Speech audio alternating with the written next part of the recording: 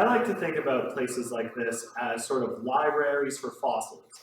Now, libraries, as we all know, are places where knowledge in the form of books is stored, cataloged, and is available for everyone to access. Now, museum collections are a lot like that, but instead of storing knowledge in the form of books, we store it in the form of fossils.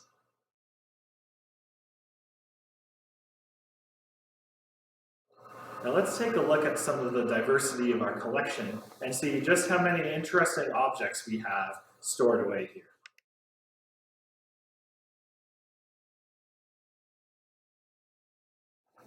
Now, you might think that some of the fossils in our fossil collection are really, really big bones from giant-sized dinosaurs, but a lot of the fossils we have here aren't actually all that big. And I'm going to show you one in this drawer right here.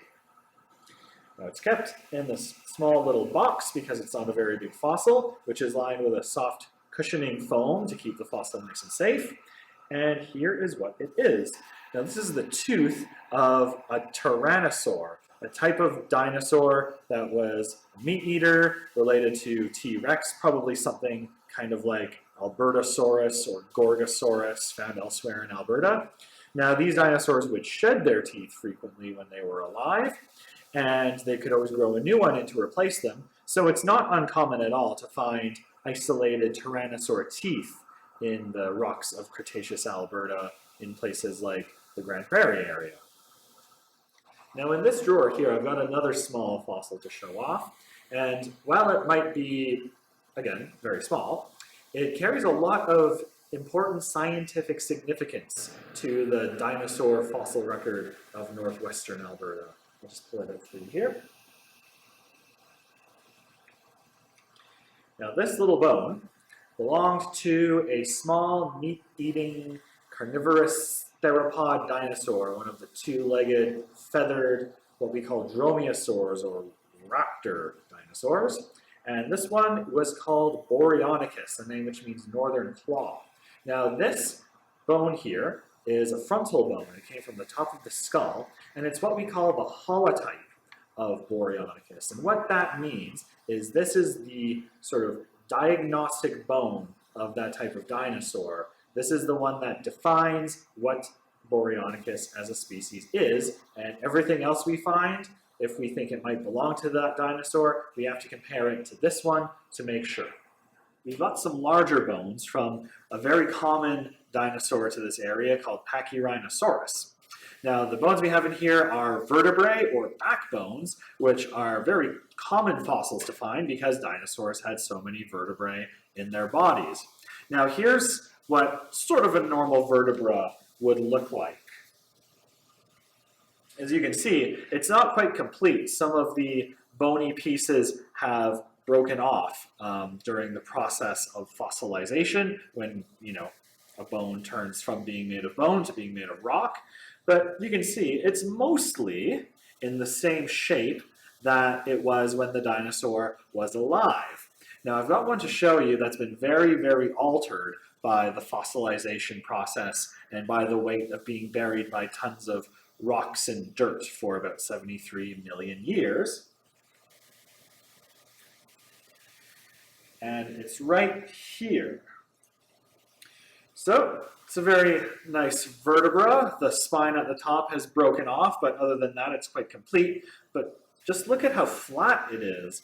It's really been squashed over, tens of millions of years being buried for so long. So that's the kind of force that the process of taphonomy, the science of fossilization and burial over millions of years, can have on the bones of an animal even as large as a dinosaur.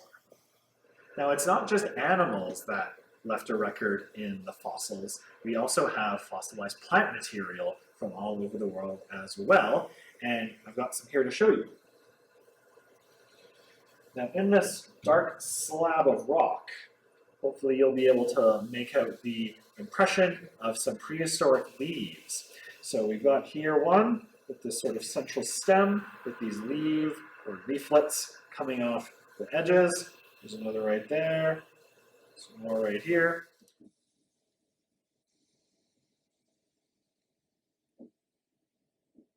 Fossilized plants are quite common in areas that contain Cretaceous fossils and from other ages from the past. And a lot of plants that are around today haven't really changed all that much since the time of the dinosaurs. So we can study modern day plants and learn a lot about their environmental needs and use that to figure out what kind of environmental conditions prehistoric plants and animals like dinosaurs were living in 73 million years ago. It's more than just the physical remains of plants and animals that we find as fossils. Sometimes we also find the remains of their behavior, traces that they, passed through a particular spot at one point while they were alive. These are called trace fossils, and I've got an example right here to show you. What I've got here is an example of a dinosaur footprint. Now this came from a duck-billed dinosaur, or as we call them, a hadrosaur. Now you can see these animals had 3 toes on their feet, which were big and broad, almost a bit like hooves, very good for walking on. Now what probably happened was this duck-billed dinosaur was walking through a muddy, sort of soupy, swampy area and left impressions of its feet as it walked through the mud. And then those footprints filled in with minerals very quickly, and that mineral infill hardened and formed something like a natural cast of the footprint, which was preserved right here, and we were lucky enough to find it.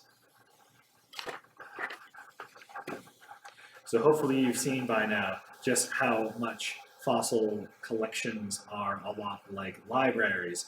Both involve the securing of and preservation and organization of sources of knowledge in the form of objects like fossils or in books, so that people from all over the world for generations to come will have access to these objects and be able to enjoy them forever.